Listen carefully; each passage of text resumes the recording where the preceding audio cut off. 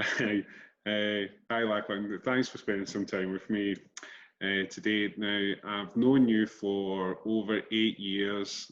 The majority of that has been a client, and then on to a candidate, helping you find and place you into your new role with SilverCloud. So, if it's okay with you, could you give us a little bit of an intro about yourself and your background? Yeah, sure, no worries. Been in finance now for 20 plus years. Started off my career as a junior accountant at Grant Thornton, one of the kind of larger firms globally. I wasn't overly keen on the kind of audit section of accounting and finance, and found myself drifting into industry. And I really enjoyed industry. It was the building of relationships with the owner-managed businesses. It was helping develop plans. It was seeing those plans come to fruition, and that really did give me the kind of the excitement of what being an accountant was. Really, kind of doing a deep dive in a business and helping add value from that side. Spent most of my career in industry, and then found myself at Equator and joined Equator as their company accountant way back in 2006.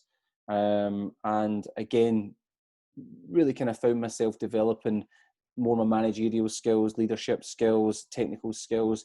And Equator really did help push me to the kind of top of the game, and eventually found myself as financial director there. And I can't applaud Equator enough. The time dedicated to me from the management team there, and the effort that they put into me was just fantastic. And really did enjoy a really good 13 years at Equator. But again, the kind of opportunity presented itself at SilverCloud, and that really kind of changed the dynamic of kind of where I thought I wanted to be and what I wanted to kind of try and achieve. Hence we came across our paths. Yeah, no. So what kind of attracted you to the position and the company? Yeah, I mean, it's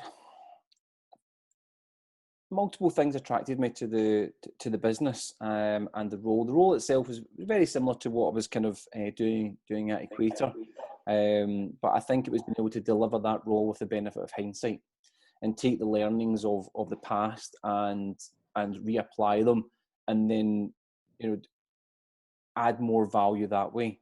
The business itself is a growing business. It's a dynamic business. It's got a fantastic leadership team.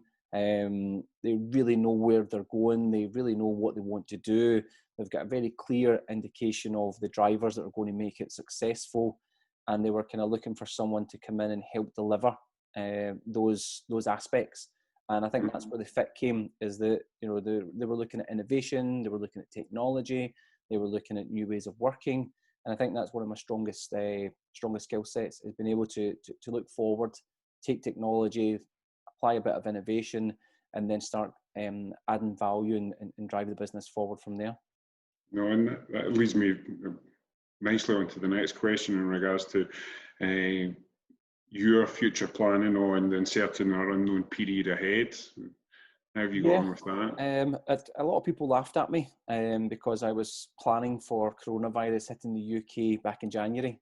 Even some of the people at Equator thought I was being a bit ridiculous in terms of what we should be doing, what we should be thinking about, and a lot of people were saying, "Oh, we'll deal with that when it arrives." And I was of the mindset that let's plan for it just now, and if it doesn't happen, then it's been a good experience. And this is, if it does happen, then we're well prepared. So during January and February, I was speaking to the CEO about it, and they were asking me to do a forecast for the next financial year based on some figures.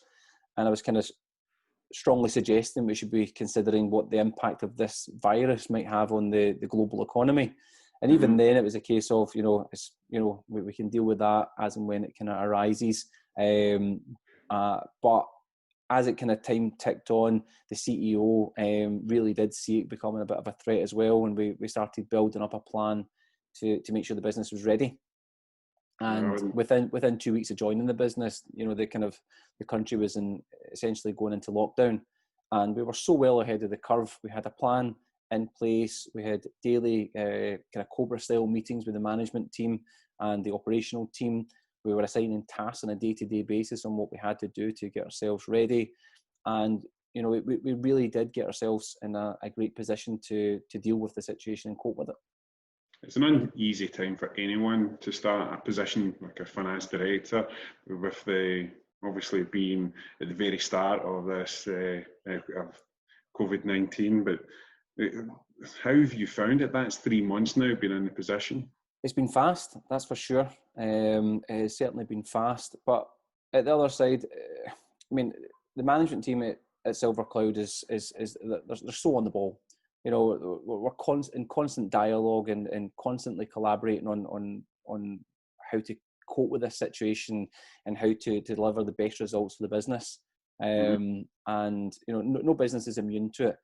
So I feel as though that our planning was good, and we're now kind of in a reasonable, if not good, position to see it out and then come out the backside of it with you know, in a reasonably decent position. Yeah. And have you learned anything about yourself in this challenging period? Quite a lot, yeah. I've always been a kind of hands-on a leader. I like to meet with people. I like to talk with people. I like to illustrate. I'm a bit of a drawer. I like to draw things in the whiteboard and try and put ideas on written down just so that we can visually see what they are. So that's been a real challenge in trying to inspire a team and trying to motivate a team when you're kind of doing most of it online or through calls similar to this. So it's been quite difficult. But what I've found is that the technology which is out there that replaces those traditional tools is just fantastic. And when you do a bit of digging, you can come across it. You know, we found an online whiteboard called Miro, where we were able to draw down our ideas.